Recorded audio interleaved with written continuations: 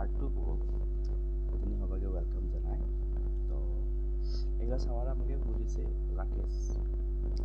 ডোমিশিয়ালের বিষয়ে কোনো সময় কিনটা দিব লাগে ডোমিশিয়ালে একেটাকে ইনক্লুজ করে দিলে বেশি ভালো হয় আর ডকুমেন্টেশন ভেরিফিকেশন এটা সব দুটো দুটো কি করে সব লাগিব ইনক্লুজ করবলে সব লাগিব আর যদি আমরা রিকোয়ারমেন্ট ওটা সব লাগিব তাহলে পেজ নাম্বার 6 নিয়ে আছে এটা ডিটেইলস আমার যে সময়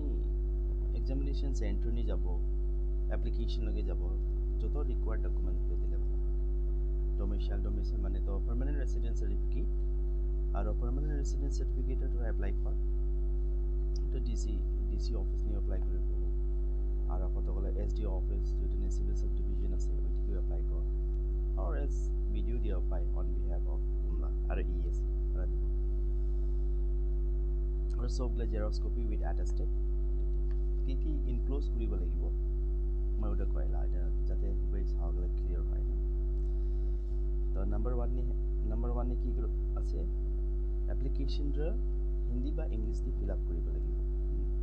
আর অ্যাপ্লিকেশন ফর্ম রা single page application form Egra হবো এগরা পেজ হবো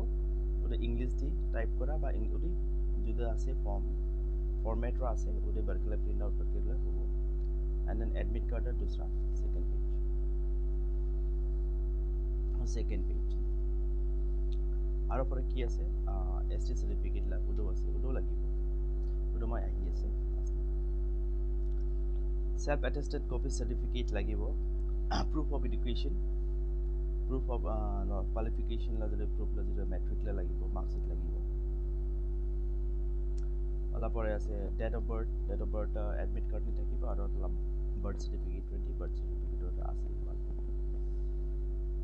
सेल्फ अटेस्टेड कास्ट सर्टिफिकेट जो सर्टिफिकेट ने सेल्फ अटेस्टेड लिखि নিজে সাইন করে দিতে হবে ফুল সিগনেচার করে দিতে হবে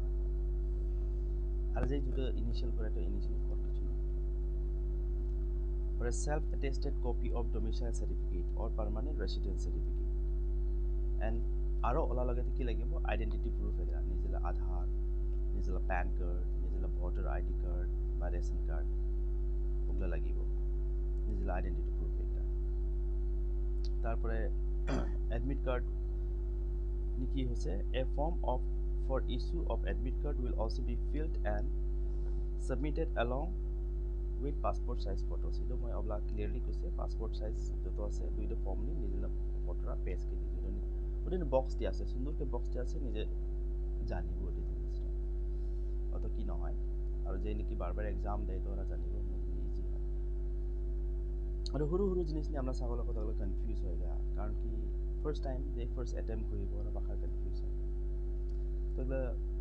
ক্লিয়ার হলে মনে হয় তো ক্লিয়ার নহলে আবার হতে মই কি করব আর মই অলরেডি কমেন্টে জানি দিছি মই রাকেশ ভাইকে যদি incomplete application will be summarily rejected অবলা কিছু incomplete application যদি সাবমিট করে ওটা রিজেক্ট হবো যেনে ডোমিসাইল সব কমপ্লিট করে দিই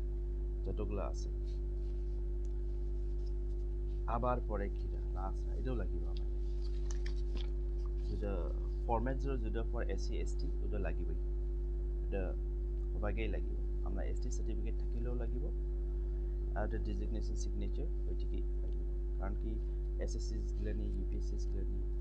আরএস গ্লেনি ওটা লাগে মাই এপ্লাই করে দিলে তো জানালা পরে এই ফর্মরা অবলা মই ঠিক আছে ফরম্যাটরা এই ফরম্যাটটা লাগবে এস ইট ইজ আমরা যেটাকে এসটি সার্টিফিকেটরা আছে ওকে কিন্তু দেন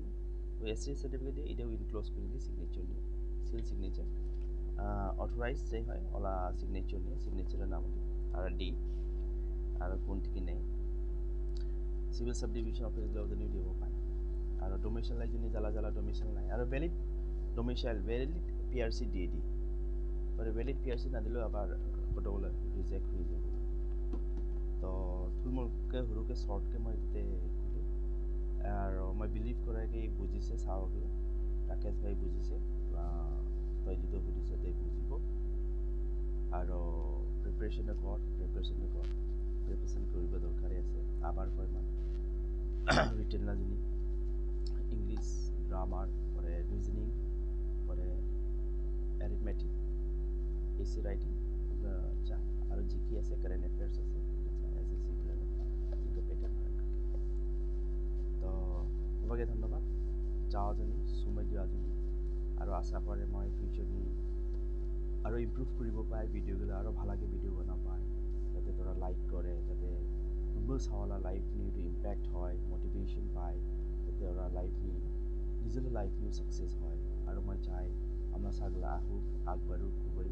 নিজের ঠেকনি খাড়া হোক নিজের লাইফ নিউ সাকসেস হোক